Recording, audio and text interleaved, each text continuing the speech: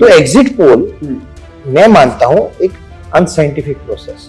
Exit poll के अंदर इतना बड़ा हो ही नहीं सकता इतने कम समय के अंदर। हम कालका की बात करें, आपके लिए बड़ा चैलेंज था कालका। देखिए, नारे तो कांग्रेस पार्टी की लगाने की आदत है, क्योंकि वो काम की बात तो करते नहीं। और पिछले 6 महीने में जो काम नैब सिंह सैनी जी ने किया, क्योंकि बहुत कम समय था उनके पास, 6 महीने से के अंदर कुल मिला के 2 ही महीने थे। देखिए, बिंदुवार तरीके से, चाहे 24 फसलों पे एमएसपी देने की बात हो, चाहे बिजली के बिल माफ करने की बात हो, चाहे जो नुकसान हुआ किसानों का, उनकी जो क्षति हुई मुआवजा देने का काम किया उनको। सरकार का गठन भी नहीं हुआ है और सरकार तुरंत मंडियों में उतर गई। प्राथमिकता ये नहीं है कि कौन मंत्री बनेगा, मुख्यमंत्री बनेगा, वो संतुष्ट हैं सब लोग भारतीय जनता पार्टी। कभी किसी को जाति के आधार पर या क्षेत्र के आधार पर बांटने का काम नहीं किया। ये नहीं देखा कौन से क्षेत्र का है, कौन से जाति से। अगर ट्रांसफर पोस्टिंग का सिस्टम ऑटोमेट किया, ऑनलाइन किया, तो उसमें भी कुछ क्षेत्रवाद नहीं है, जातिवाद नहीं। कांग्रेस की पर्सनल गलतियां क्या मानते हैं? देखिए, ऐसा है, मैं मानता हूँ कांग्रेस की पर्सनल गलतियां हैं कि वो बहुत ज्यादा जमीन से जुड़े हुए नहीं रही है। तो जिस दिन से रिजल्ट आया है उस दिन से लेकर आज तक श्रीमती शक्ति रानी शर्मा जी और मैं, हम दोनों इसी चीज को लेकर प्रयासरत हैं कि कैसे हमने जो वादे किए हैं, एक एक वादे को बिंदुवार तरीके से अपने कालका हल्के की जनता को पूरा करना है। नमस्कार, आप सत्य खबर देख रहे हैं और इस वक्त मेरे साथ मौजूद है राज्यसभा सांसद कार्तिकेय शर्मा।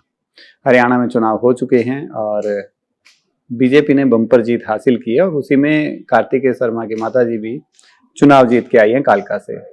और हालांकि कार्तिकेय शर्मा पूरे स्टेट में देखे गए, कहीं ना कहीं बीजेपी के जो उम्मीदवार हैं उनकी मदद करते हुए दिखाई दिए। आज जीत के बाद मैं उनसे बातचीत करने के लिए आया हूँ। वजह बहुत स्वागत है आपका सत्य खबर पर। नमस्कार, वैसे आपके दर्शकों को बहुत बहुत स्वागत और आज विजयदशमी की बहुत बहुत हार्दिक बधाई। बधाइयां तो कई इकट्ठी हो गई आपके साथ। जी बिल्कुल, है ना। माताजी चुनाव जीत गई हैं, स्टेट में बीजेपी आ गई है। वैसे ये सारे इतने सारे जो कमाल हैं, अगर हम चुनाव को लेकर के बात करें, पहले नहीं लगता था कि बीजेपी की ये स्थिति होगी, पर अचानक हुआ क्या ऐसा कि जादू सा हो गया? देखिए साहब, ये कमाल जनता का है और लोकतंत्र में जनता जनार्दन होती है। और कहते हैं ना कि जनता है सब जानती है। जनता ने बता दिया कि वो सब जानती है, पहचानती है और सही कारणों से सही फैसला लेती है। इसी लोकतंत्र में जनता जनार्दन। पर इतना शोर शराबा, एग्जिट पोल बता रहे हैं, टीवी चैनल्स बता रहे हैं। खुद मीडिया से संबंधित रहा हूँ, आप भी मीडिया से हैं। लोग अमूमन एग्जिट पोल और ओपिनियन पोल में कंफ्यूज हो जाते हैं। मैं आपके माध्यम से क्लियर करना चाहता हूँ। ओपिनियन पोल होता है जब आप एक साइंटिफिक प्रोसेस द्वारा, वैज्ञानिक तरीके से कई दिनों, हफ्तों और महीनों तक आप एक प्रक्रिया करते हैं, रिसर्च करते हैं। उसके बाद आप निष्कर्ष पे आते हैं, आकलन करते हैं कि क्या निष्कर्ष है। उसमें एक सैंपल साइज होता है। मान लीजिए 2 लाख या 3 लाख लोगों की एक विधानसभा है और उस विधानसभा के अंदर आप 1% सैंपल लें तो 2000 लोग लेके चलेंगे, उनसे आप पूछेंगे तो आपको अपना मत देंगे। उस मत के हिसाब से आप उसका अपना रिजल्ट निकालेंगे। अब एग्जिट पोल तो कुछ घंटों के लिए आता है। जब वोटिंग होती है तो वोटिंग होने के जिस दिन वोटिंग हो रही होती है उसके बाद शुरू होता है और वोटिंग खत्म होने से पहले पहले तो पब्लिश हो जाता है। तो कुल मात्र कुछ घंटों के अंदर आपको पूरे राज्य के अंदर विस्तृत तरीके से इतना बड़ा सैंपल साइज असंभव है। तो एग्जिट पोल मैं मानता हूं एक अनसाइंटिफिक प्रोसेस है। मैंने आपसे और ओपिनियन पोल एक साइंटिफिक प्रोसेस है, उसके अंदर एक मेथड है। एग्जिट पोल के अंदर इतना बड़ा हो ही नहीं सकता इतने कम समय के अंदर, कुछ घंटों के अंदर इतना बड़ा सैंपल आ जाए कि आप लोगों की भावना समझ जाए, ये संभव नहीं। मेरी आपसे बात हुई थी 2 दिन बाद, वोटिंग के 2 दिन बाद। मैंने आपसे पूछा था, आपने सेम यही बात की थी कि इसमें कुछ ज्यादा सा काम कर नहीं पाते, इसलिए मैं तो एग्जिट पोल पे विश्वास भी नहीं कर रहा और हम दिखा भी नहीं रहे। तो यही कारण था? बिल्कुल जी। देखिए, मैं कोई 18 साल हो गए मीडिया के अंदर। जो चीज प्रत्यक्ष तौर से आपके सामने आए उसको प्रमाण की जरूरत नहीं होती है। लेकिन जो चीज एक अनुमानित तरीके से आप करें और वो अनुमान भी इस तरह का है कि आपके पास शायद इतना समय भी नहीं है कि आप डेटा को ठीक से देख सकें। आप खुद सोचिए, जहाँ वोटिंग शुरू होती है सुबह, लोग सुबह 8-10 बजे तक निकलना शुरू करते हैं, ट्रेंड एक दिखने लगता है, बूथों पे भीड़ होती है और 10 बजे से लेकर 6 बजे के अंदर, तो 6 बजे तक एग्जिट पोल आ जाता है टीवी के ऊपर। तो आपके पास कुल मिला के 8 घंटे के अंदर आपके पास क्या ऐसा तंत्र है कि इतनी सीटों के ऊपर इतने लोग किस सैंपल साइज के साथ एग्जिट पोल कर सकते हैं? अच्छा, हम कालका की बात करें, आपके लिए बड़ा चैलेंज था कालका, क्योंकि वहां भारी का नारा भी आपको लेकर के लग गया था और एकदम से टाइम भी बड़ा कम था। इसके बावजूद मैनेज कैसे हुआ सारा का सारा चुनाव? देखिए, नारे तो कांग्रेस पार्टी की ले आने की आदत है, क्योंकि वो काम की बात तो करते नहीं है, इधर उधर की बात करते हैं। मैं 2 साल पहले सांसद बना, जो संसदीय क्षेत्र मैंने गोद लिया वो अंबाला हल्का था।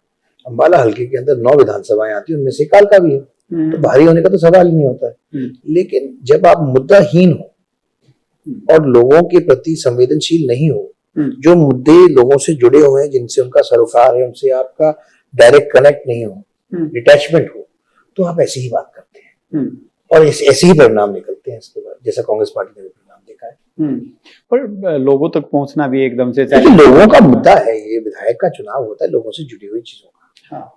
और आपको उनकी बात रखनी चाहिए, समस्याएं समझनी चाहिए, उनके प्रति संवेदनशील होना चाहिए। राज्य सरकार की जो नीतियां हैं उनकी बात करनी चाहिए। देखिए, एक बात तो तय है, ये जो मैंडेट मिला है, जो वर्डिक्ट मिला है, इससे एक बात तय हुई कि जो 9.5 साल का कार्यकाल श्री मनोहर लाल जी का, जो उन्होंने काम किए लोगों के प्रति और जिस तरह का बदलाव लाने का काम किया सरकारी सिस्टम के अंदर, चाहे वो पर्ची खर्ची खत्म करने का हो, चाहे वो मेरिट पे नौकरी देने का हो, चाहे अनेकों ऐसी परियोजनाएं हो जहां डायरेक्ट बेनिफिट ट्रांसफर के तहत माननीय प्रधानमंत्री जी ने जो राष्ट्रीय लेवल पे शुरू किया, उनकी द्वारा माननीय मनोहर लाल जी के कार्यकाल में वो राज्य लेवल पे भी हुआ।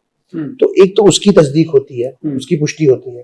और पिछले 6 महीने में जो काम नैब सिंह सैनी जी ने किया, क्योंकि बहुत कम समय था उनके पास, 6 महीने से के अंदर कुल मिला के 2 ही महीने थे, पर 2 महीने में उन्होंने एक तरीके से एक बदलाव की पॉलिसी की राह लाने का काम किया, कि जिससे लोगों पे एक नया सिस्टम शुरू किया, जहां रात के 2-2 बजे तक भी मुख्यमंत्री मिलते हैं, ओपन है, कोई भी आगे मुख्यमंत्री से अपनी बात कर सकता है, बात रख सकता है, अपनी तो समस्या दिक्कत दे सकता है।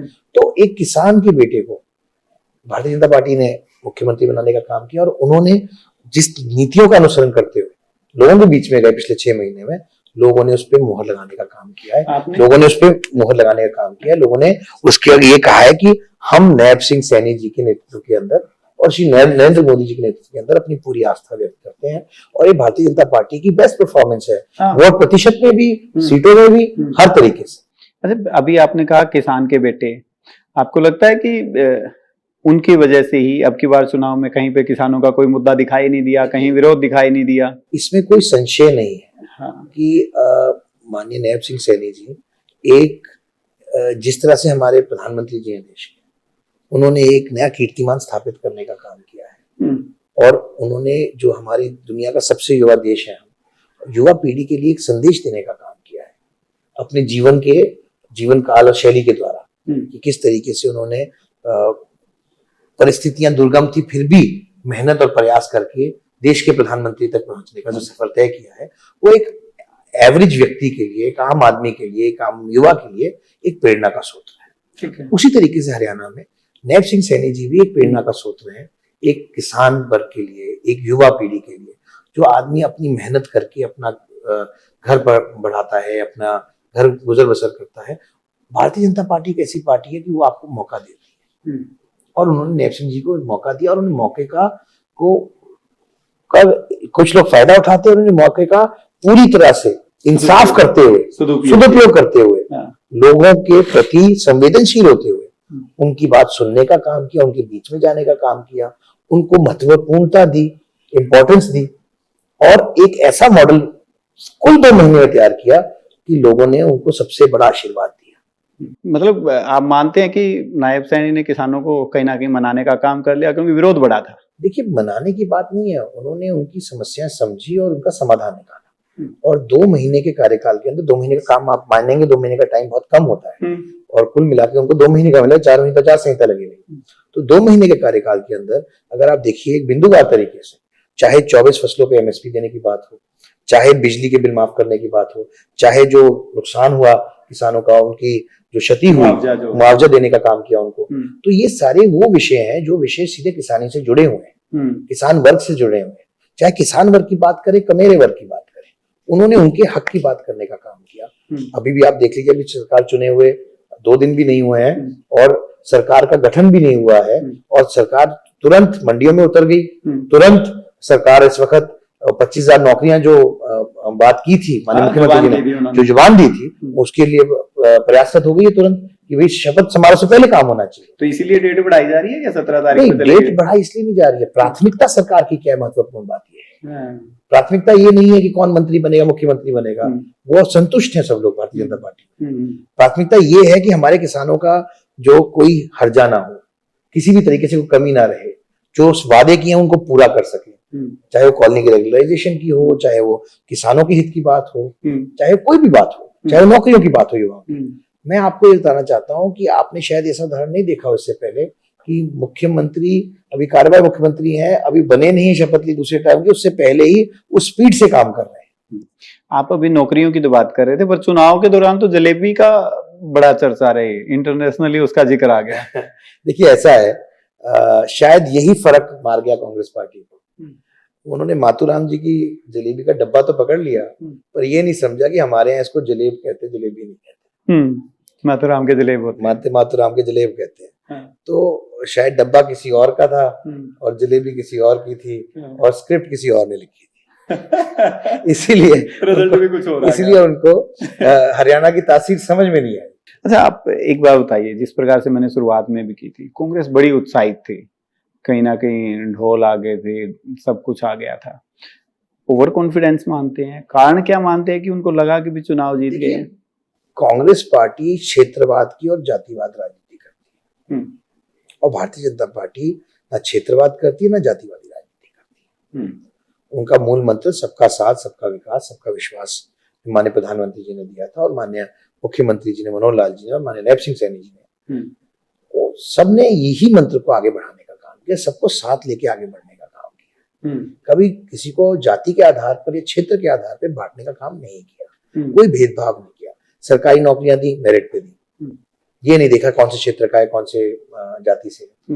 अगर ट्रांसफर पोस्टिंग का सिस्टम ऑटोमेट किया, ऑनलाइन किया, तो उसमें भी कोई क्षेत्रवाद नहीं है, जातिवाद नहीं। अगर किसानों के बीच में गए तो उसमें भी कोई क्षेत्रवाद, जातिवाद नहीं। जो बेनिफिट मिला है सबको मिला है। 2100 रुपए प्रति महिला को मिलेगा आने वाले समय में, तो साफ सबको मिलेगा। तो जातिवाद का सवाल ही नहीं पैदा होता, ना क्षेत्रवाद का होता है। भारतीय जनता पार्टी केवल एक ऐसी पार्टी है जो बिना क्षेत्र के, बिना जाति के सबको साथ लेके चलने का काम करती है और जो नीतियां सरकार की है, जो नैब सिंह सैनी जी ने अपनी नीतियां बनाई है, उसमें भी उन्होंने बिना किसी भेदभाव के लोगों को सीधे बेनिफिट ट्रांसफर। कांग्रेस की पर्सनल गलतियां क्या मानते हैं? देखिए ऐसा है, मैं मानता हूँ कांग्रेस की पर्सनल गलतियां हैं कि वो बहुत ज्यादा जमीन से जुड़े हुए नहीं रही है कांग्रेस पार्टी। ये बात मैं शायद आपके इंटरव्यू में पिछली बार भी कह चुका हूँ जब हमारी बात हुई थी, और कांग्रेस की यही कमी है। आज वो लोगों से जुड़े हुए मुद्दों की बात नहीं करती, अपने मुद्दे मैन्युफैक्चर करना चाहती है। धरातल के मुद्दे क्या हैं, लोगों से जुड़े मुद्दे क्या हैं, उनकी बात करके राजी नहीं है, और यही कहीं ना कहीं कांग्रेस के पतन का कारण है। आप मानते हैं शैलजा वाला मुद्दा भी कुछ? बिल्कुल, देखिए आप ये इस बात को झुटलाया नहीं जा सकता कि किस तरीके से एक बड़ी नेत्री हैं शैलजा जी और किस तरीके से कांग्रेस पार्टी की नेत्री हैं। जब उनके बारे में अब अभद्र टिप्पणी की गई या अनुचित बात कही गई तो कांग्रेस पार्टी ने उसका खंडन नहीं किया, ना ही किसी शीर्ष नेतृत्व ने उस बात का खंडन किया। कहीं ना कहीं ये कांग्रेस पार्टी की जो दुर्भावना है वो भी जताती है, और साथ साथ ये भी देखने को मिलता है कि कांग्रेस पार्टी को अगर अपने ही नेताओं को संरक्षण नहीं दे सकती तो फिर जनता कहाँ जाएगी? तो जनता भी देखती है, मैंने कहा जनता जनार्दन है, सब जानती है और देखती है, समझती है। हमारे जो वोटर हैं जागरूक हैं। अब वो समय चला गया कि आप लोगों को कांग्रेस पार्टी मूर्ख बनाकर उनसे वोट ले। अच्छा, सरकार के गठन में अभी माना जा रहा है कि 17 तारीख को मंत्रिमंडल भी कहीं ना कहीं घोषित हो जाएगा। माताजी का नाम आपको लगता है उसमें शामिल रहेगा? देखिए ये महत्वपूर्ण नहीं है। लोगों ने 2 लाख लोगों ने काल के अपनी आस्था श्रीमती शक्ति रानी शर्मा जी के अंदर जताई और हम लोगों के बीच में एक एजेंडा लेके गए थे, मैनिफेस्टो लेके गए थे, चारों मंडलों के अलग अलग मैनिफेस्टो बनाए और ये लेके गए थे कि हम चारों मंडलों को प्राथमिकता देते हुए क्या क्या काम करेंगे। तो जिस दिन से रिजल्ट आया है उस दिन से लेकर आज तक श्रीमती शक्ति रानी शर्मा जी और मैं, हम दोनों इसी चीज को लेकर प्रयासरत हैं कि कैसे हमने जो वादे किए हैं एक एक वादे को बिंदुवार तरीके से अपने कालका हल्के की जनता को पूरा करना है, और उन्होंने जो विश्वास व्यक्त किया है उसको जल्द से जल्द पूर्ण तरीके से अमली जामा पहनाने का काम करना। पत्रकार ये महत्वपूर्ण चीज है। हाँ। महत्वपूर्ण चीज ये नहीं है कि मंत्री कौन बनेगा, महत्वपूर्ण चीज ये है कि लोगों की जो उम्मीदें हैं उन पे हम कैसे खरा उतरेंगे। तो पत्रकार के तौर पे मैं आपसे एक सवाल और जानना चाहता हूँ कि आपकी बार जो बड़े राजघराने थे, ये कह सकते हैं राजनीतिक परिवार थे, सब धाराशाही हो गए। चौधरी वीरेंद्र सिंह की बात करें, कुलदीप बिश्नोई की बात करें, चौटाला परिवार की बात करें, या फिर आगे दुष्यंत की, सब कहीं ना कहीं एक लोकतंत्र में हार जीत तो लगी रहती है, ये तो एक लोकतंत्र का हिस्सा है पहलू। लेकिन मैं ये मानता हूं कि जब आप लोगों से जुड़े रहेंगे, लोगों के प्रति संवेदनशील रहेंगे, उनकी बात समझेंगे, उनके असली क्या मुद्दे हैं, तो कहीं ना कहीं सार्वजनिक जीवन में आप बहुत लंबे अरसे के लिए रहते हैं तो वो ऐसा डिस्कनेक्ट भी आ जाता है। मेरा ये कहने का मतलब नहीं है कि इनका डिस्कनेक्ट था, पर मेरे कहने का मतलब ये है कि मुद्दे लोगों के ज्वलंत होते हैं, उनको समझना और उनकी समीक्षा करना और उन पे काम करना, ये हर एक इलेक्टेड रिप्रेजेंटेटिव का दायित्व बनता है। अगर हमारे को लोगों ने वोट करके भेजा है तो किसी कारण से भेजा है, और वो उसके लिए हमें हमेशा प्रयासरत रहना पड़ेगा, मेरा ऐसा मानना है। और कहीं ना कहीं हरियाणा की राजनीति में बदलाव आ रहा है। बदलाव से भी मैं एक बात जानना चाहता हूँ आपसे कि अब की बार 11 ब्राह्मणों को कहीं ना कहीं पार्टी के द्वारा टिकट दी गई, बीजेपी के द्वारा, और लगभग सभी जीत के आए, 10 सीटें जीत के भी आए। तो आपको लगता है कि इसमें और पोटेंशियल था, और टिकटें दी जा सकती थी? देखिए, मैं मानता हूँ कि सारी चीजों की समीक्षा करते हुए, सारी जातियों की समीक्षा करते हुए बीजेपी ने हमेशा सबका साथ सबका विकास के मंत्र पे चली है और सबको साथ लेके चली है। ये बात सही है कि ब्राह्मण समाज की तरफ से 11 टिकटें गई थी, उनमें से 7 जीते हैं, और ये बात भी मैं मानना चाहूंगा और कहना भी चाहूंगा कि ब्राह्मण समाज ने भी पूरी तरीके से भारतीय जनता पार्टी का सपोर्ट किया, जैसे अन्य समाजों ने किया है। सिर्फ ब्राह्मण समाज ने नहीं किया, उसमें अन्य समाजों ने भी किया है। और यही मूल मंत्र है भारतीय जनता पार्टी का, जो फर्क आपको दर्शाता है कांग्रेस पार्टी के कंपैरिजन में, कि कैसे भारतीय जनता पार्टी सबको साथ लेके चलने का काम करती है। ये कांग्रेस में आपको ये त्रुटि दिख सकती है, भारतीय जनता पार्टी में त्रुटि नहीं दिखती।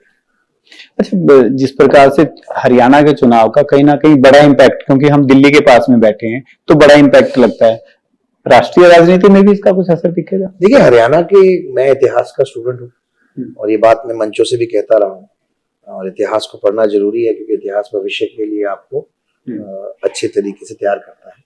और ऐतिहासिक तौर पे आप देख लीजिए, जब से हरियाणा का गठन हुआ है 60 साल के अंदर, केवल एक बार ऐसा 2 साल के लिए हुआ था जब केंद्र में जिसकी सरकार थी उनकी राज्य में सरकार नहीं आई, नहीं तो मुख्यतः हमेशा केंद्र सरकार राज्य सरकार वापस आती। और हरियाणा का एक अपना महत्व है, क्योंकि हरियाणा एक ऐसा राज्य है जो दिल्ली को 3 तरफ से घेरता है, और तीनों तरफ के, अगर आप बॉर्डर देखेंगे तो तीनों तरफ से घिरा हुआ है हरियाणा से। तो उसका एक अपना महत्व, एक राज्य है। और मैं मानता हूं कि ये असली जीत माननीय नरेंद्र मोदी जी की है, उनकी नीतियों की है, और लोगों ने उनके अंदर अपनी आस्था विश्वास फिर से प्रकट करने का काम किया, क्योंकि माननीय मोदी जी ने हर मन से हमेशा हरियाणा को एक विशेष स्थान देने का काम किया है। उन्होंने कहा है कि मेरा नाता हरियाणा से अलग है, मैंने हरियाणा की रोटी खाई है, मैंने हरियाणा का पानी पिया है, मैं हरियाणा में रहा हूँ, मैं हरियाणा को समझता हूँ, हरियाणा के लोगों को समझता हूँ। और हरियाणा का जो प्रेम माननीय मोदी जी ने हरियाणा के प्रति और हरियाणा वासियों के प्रति दिखाया है, वही प्रेम हरियाणा वासियों ने आज मोदी जी के अंदर भी दिखाने का काम किया। अच्छा, हरियाणा में 2 बड़े राजनीतिक घरानों का एक बार फिर मैं जिक्र करना चाहूंगा, चौधरी वीरेंद्र सिंह, क्योंकि छोटू राम के नाते हैं, और दूसरी तरफ से किरण चौधरी, जो कि चौधरी बंसीलाल की पुत्रवधू है। दोनों बड़े राजनीतिक घराने हैं। एक ने पार्टी को छोड़ दिया होते हुए और दूसरे पार्टी छोड़कर, कांग्रेस छोड़ करके बीजेपी में आ गया किरण चौधरी। दोनों के निर्णय को लेकर के आप क्या सोचते हैं? मेरे को लगता नहीं कि मुझे उस पर कोई टीका टिप्पणी करने की जरूरत है। प्रत्यक्ष का प्रमाण नहीं, रिजल्ट आपके सामने है। जिसने सही फैसला लिया वो राजी बैठे हैं, जिसने सही फैसला लिया वो राजी नहीं है। इसमें तो मैं और कुछ नहीं कह सकता हूँ, यही बात कहना चाहता हूँ। देखिए, मेरा मानना है कि राजनीतिक परिपक्वता ये डिमांड करती है कि आप आने वाले समय में अपनी अकाउंटेबिलिटी भी फिक्स करें, अपनी नीतियां भी फिक्स करें। और एक टाइम पर जो ये हरियाणा प्रचलित हो गया था आया राम गया राम के नाम से राजनीतिक मॉडल के तौर पर मशहूर हो गया था। मैं समझता हूँ आने वाला टाइम राजनीतिक स्थिरता का टाइम है। और ये जब मैं बदलाव की बात कर रहा था कि जैसे मौसम बदल रहा है वैसे हरियाणा की राजनीति बदल रही है, तो मेरा कहने का मतलब है कि स्थिर राजनीति, नीतियों के ऊपर राजनीति, लोगों के मुद्दों के ऊपर राजनीति, ये भविष्य हरियाणा की राजनीति का। और जो ये करेगा वो सफल रहेगा, जो नहीं करेगा वो सफल रहेगा। बिल्कुल, कार्तिकेय शर्मा मेरे साथ थे और साफ तौर पर हरियाणा की राजनीति को लेकर के साफ साफ और अपनी बेबाक राय रख रहे हैं। खैर, इन्होंने जो कहा, जो इन्होंने अपने विचार रखे, उसको लेकर के आप लोग कितने सहमत हैं कमेंट करके बता सकते हैं। और फिर आपकी किसी ना किसी ऐसी शख्सियत से फिर मुलाकात होगी। तब तक के लिए धन्यवाद। और धन्यवाद कार्तिक जी, राम आपने राम हमें बहुत बहुत सत्य खबर, सत्य, सटीक, बेबाक।